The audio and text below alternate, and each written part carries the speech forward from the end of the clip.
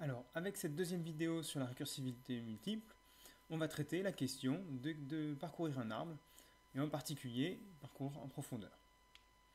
Alors, pour faire un parcours d'un arbre, en fait, le plus simple, le plus naturel, c'est d'utiliser un algorithme récursif qui va traiter un nœud, ici, et puis ensuite, pour chaque... donc là, on traite le nœud A, et puis pour chaque enfant, donc ici, on suppose qu'on accède aux enfants par la méthode node.getChildren. Pour chaque enfant, simplement, on va faire cet appel récursif, parcourir, sur le sous-arbre, donc qui va s'appeler sur le sous-arbre, enraciné en l'un des enfants. Donc ici, le premier appel traite l'enfant A, et puis ensuite, avec ce parcourir de sous-arbre, on va réappeler la même fonction sur le sous-arbre qui est enraciné en B ici. Puis appeler la même fonction sur le sous-arbre qui est appelé enraciné en C. Et donc avec ce traitement, on peut explorer tous les nœuds de l'arbre récursivement, en n'ayant accès qu'au nœud principal et puis avec des appels récursifs sur les enfants. Alors, la première question qu'on peut se poser, c'est comment ça se fait que cette méthode, elle s'arrête? Eh bien, ce qu'on voit, c'est que les appels récursifs en orange, ils sont faits uniquement dans la boucle for, qui est fait pour chaque enfant. Et donc, quand on va arriver au cas d'une feuille, par exemple H ici, la liste des enfants qui est obtenue par node.getChildren, elle va être vide, et par conséquent, on n'a pas d'appel récursif. Et donc le traitement de H se fera, et puis cette boucle for sera vide. Donc la fonction parcourir va rendre la main à la fonction parent, la fonction qui était lancée sur D, qui va pouvoir continuer en traitant l'enfant suivant. Donc si votre arbre il est fini et qu'il n'a pas de boucle, cet algo termine comme il faut. Alors ensuite, on va pouvoir faire une petite simulation pour voir un peu l'ordre de parcours qui est exécuté par cette méthode. Alors, comment ça se passe? Eh bien, le programme, on le lance sur le nœud racine, donc ici c'est A. Et puis, donc on va lancer la fonction sur le nœud A au début. Et puis A, qu'est-ce qu'il fait? Il traite le nœud, il traite l'étiquette si on a un traitement à faire. Par exemple, il fait un affichage de A. Et ensuite, simplement, il va appeler pour chaque enfant. Donc il va faire un appel sur le nœud B. Et puis plus tard, une fois que le nœud B aura fini, il fera un appel sur le nœud C. Maintenant, que fait l'appel sur le nœud B? Et simplement, lui, il fait le traitement du nœud B. Et puis, ensuite, il va faire un appel sur le nœud D. Et puis plus tard, quand il aura fini cet appel sur le nœud D, il fera l'appel sur le nœud E. Et puis du coup, à son tour, le nœud D, lui, va faire un appel sur le nœud H. Et puis comme on le disait tout à l'heure, le nœud H étant une feuille, le nœud H va se terminer tout de suite. Puis faire un appel sur le nœud I. Alors ce qu'il faut voir, c'est que juste avant d'avoir fait ces deux lignes-là, je me rends compte que j'ai fait l'appel sur le A, sur le B et sur le D, et puis que j'ai en quelque sorte une liste d'attente. C'est les appels suivants que je n'ai pas mentionnés, ou alors même quand je suis au niveau du H, j'ai une liste d'attente, c'est les appels que je n'ai pas encore exécutés, donc au cours du traitement du nœud H. Le nœud I, l'appel sur le nœud sous-arbre enraciné en I, l'appel sur le sous-arbre enraciné en E, et l'appel sur le sous-arbre enraciné en C, sont en attente et vont pouvoir être traités juste après. Donc on a une sorte de file d'attente qui est en fait la pile d'appel de la fonction. D'accord? Donc ici j'ai fait H, j'ai fait I. Après E, il me manque E, c'est une feuille, donc il ne se passe rien. Donc il fait son traitement et puis il ne fait pas d'autre appel. Et puis le nœud C va lui à son tour pouvoir faire un appel sur le nœud F. Et puis plus tard faire un appel sur le nœud G, que je mets sur la même ligne parce que j'ai plus de place. Voilà comment s'exécute le parcours. Donc on voit bien que le parcours ici, il a commencé sur le nœud A, puis on a fait B, et puis on est descendu comme ça à droite, à gauche sur l'arbre, et puis ensuite, donc la première étape, c'est une descente en profondeur dans l'arbre comme ça, selon cet axe, puis on se fait I, puis on fait E, et puis on va descendre par la gauche de nouveau CF, et enfin G. D'accord? Donc ça, c'est ce qu'on appelle le parcours, ça c'est le traitement en profondeur. Hein. On commence par descendre en profondeur avant de faire les fils voisins. Pourquoi? Parce qu'il est beaucoup plus naturel, parce que tout se gère uniquement avec la récursivité. On verra comment on peut parcourir un arbre en largeur plus tard, et on verra notamment que c'est plus compliqué à gérer, puisqu'il faut traiter la file d'attente de façon explicite, et non pas s'appuyer sur l'appel récursif qu'on a là, où on n'a pas de file d'attente visible. Alors un deuxième petit exemple avec un traitement, ce coup-ci. Donc je suppose que je vais avoir un arbre qui contient des valeurs numériques, et puis je voudrais sommer l'ensemble des valeurs numériques présentes dans l'arbre. Donc ça c'est un exercice très classique, hein. Donc je vais faire une fonction, et puis quand je vais écrire ma fonction, le bon état d'esprit pour avoir des facilités à écrire cette fonction, c'est d'anticiper le fait que ma fonction marchera. Donc ici j'écris ma fonction qui va se traiter un node, qui est la racine, ou qui est n'importe quel nœud dans l'arbre. Et puis je vais appeler ma fonction sumAll en interne, comme si elle marchait déjà, sans me poser de questions de comment ça se passe en profondeur, etc. Je vais juste me poser la question dans le nœud actuel. Il ne faut vraiment pas chercher à anticiper, à voir le parcours en profondeur. Sinon, vous vous retrouvez dans une situation délicate où vous essayez de prendre en compte plusieurs choses en même temps. Là, vous êtes dans un nœud, et puis on va envisager les différents cas du nœud.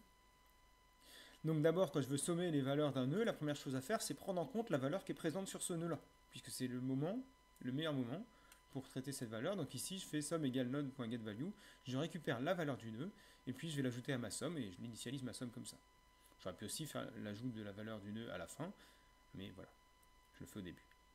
Et puis ensuite, qu'est-ce que je fais? Pour chaque sous-arbre, donc ici, j'ai simplement mon nœud en haut, et puis pour chaque sous-arbre, eh bien, je vais avoir un sous-arbre gauche, par exemple, ici.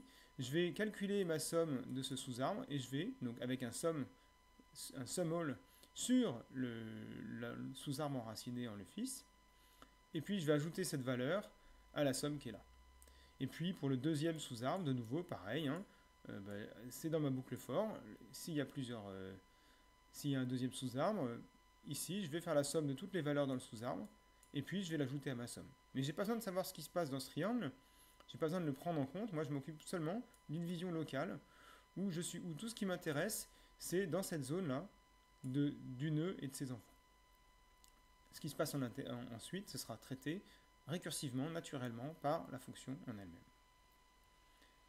Voilà. Et donc, un petit point d'attention, c'est les returns. Je vois bien que je fais un return sum ici. En fait, il faut bien se rendre compte que quand je fais cet appel récursif, l'appel récursif qui est fait sur ce premier sous-fils, son return, il sera consommé à cet endroit-là par ma fonction précédente. Et bon, il faut bien qu'à chaque appel ait bien un return propre. Je ne peux pas m'appuyer sur un return qui serait fait à la fin pour retourner la valeur totale.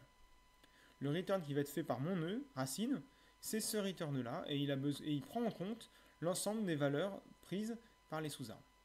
Voilà, donc il y a souvent des erreurs qui sont commises sur les returns. Soyez vigilants, hein. Il faut bien être concentré sur ce qui se passe au niveau du nœud racine qu'on est en train de traiter, au moment où on traite le return, et pas imaginer que ce sera d'autres appels de la fonction qui vont traiter ces cas-là. Donc voilà, un autre exemple, et on aura plein de traitements comme ça, hein. Si je voulais un max des nœuds, au lieu de faire une somme, ici je vais calculer un max sur ces sous-nœuds, etc. Donc là, je vais revenir un petit peu en arrière. Dans les deux exemples que j'ai fait ici, j'ai fait un parcours préfixe. Ça veut dire que je me suis intéressé au nœud parent avant de traiter ses enfants. D'accord? Donc je suis parti en descendant. Alors je peux m'intéresser à une version un peu différente où je traite le parent après les enfants. C'est ce qu'on appelle un parcours postfixe. Alors je vais vous donner un exemple tout de suite de parcours postfixe pour voir ce qui se passe. Donc ici j'ai pris le même arbre que tout à l'heure et puis j'ai fait quasiment la même fonction, sauf que la fonction traitement, l'appel à traitement qui était en haut, je l'ai mis en bas. Donc je vais reprendre ma petite simulation. Alors qu'est-ce qui se passe? Maintenant je démarre sur le nœud racine, ici je suis au niveau du nœud A, mais je ne fais pas de traitement du nœud A pour l'instant. Le traitement du nœud A, il sera fait à la toute fin, une fois que j'aurai fini mon algo. D'accord? Donc je marque mon A tout à la fin, je mets ma flèche au début pour dire je commence par les appels récursifs. Et puis le premier appel récursif, il se fait sur le sous-arbre qui commence en B. Et donc de nouveau, cette sous-arbre qui commence en B, le traitement de la racine, il est fait après tous les appels récursifs. Donc je vais faire mes appels récursifs ici. Et puis seulement après avoir fait mes appels récursifs, je vais pouvoir dire, je traite B. Et puis, puisque je faisais à chaque fois les deux appels récursifs, j'anticipais mes deux. Donc ça, c'est l'appel récursif sur B, ici, que je note comme ça, pour l'instant. Et puis ensuite, j'aurai aussi un appel récursif sur C. avant de faire le traitement de A final. Donc l'appel récursif sur C qui va se terminer par un traitement du nœud C. Donc typiquement, si mon traitement c'est juste un affichage de la lettre, je vais afficher le B, puis le C, puis le A dans ce cas-là. Et puis pareil, hein, ici mes 3 petits points, il faut que je les remplace. Je fais un appel sur D, je fais qui lui-même va faire un appel sur sur H, et cet appel sur H, il se termine immédiatement puisque c'est une feuille, donc il n'y a pas d'appel sur les enfants, ma boucle for est vide, et je traite ensuite le nœud avec un affichage de H. Puis j'ai un appel sur I. Alors je vais déborder de mon écran, mais c'est pas grave. Et puis après avoir fait mon appel sur H et sur mon appel sur I, je traite mon nœud D. Et puis ensuite j'ai un appel sur E. Alors ici, je peux mettre en minuscule pour bien mentionner que je commence les explorations. Ça c'était l'appel sur D, ça c'est l'appel sur E. Et puis dans les cas de nœud H et du nœud I, eh bien en fait l'appel et la fin de la traitement coïncident.